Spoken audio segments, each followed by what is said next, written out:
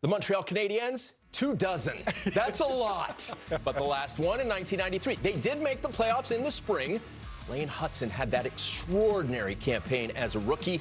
As you look at this team, the acquisitions, the signings, and the momentum perhaps having made the playoffs under Marty St. Louis, Grimmer, what tier? As I think about it, this makes my Toronto as a cup contender look less takey, less hot takey, because I think at the end of the day, Montreal playoff bound, and that's the category I've got them in, Tone. If you think about it in these terms, in the Atlantic, Florida, Toronto, Tampa Bay, Ottawa, those are the four teams that finished in the top four. So for the Montreal Canadiens to step into that top four category, unless, of course, the Atlantic were to feature five teams in the postseason, but that's a tough road to hoe. So maybe somebody like Ottawa takes a step back. Ottawa's vulnerable, perhaps. Hard to say, a younger team on the rise. But some things have to kind of come together where Montreal is concerned, but there's a lot to like there. Laine really appears to have found a fit. Him healthy and playing like he can for a full season, I think makes it a lot more realistic a path to the playoffs for this group.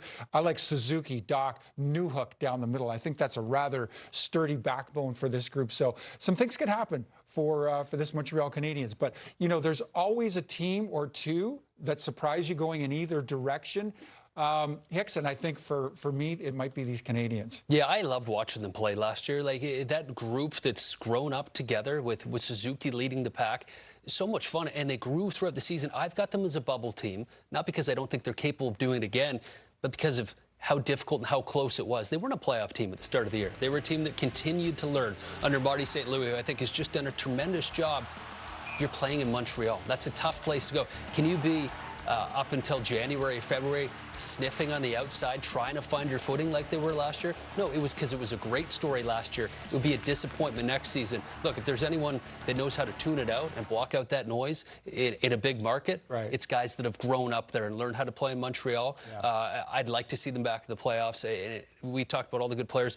Demidov, what kind of year is he going to have as a rookie with a full season as well?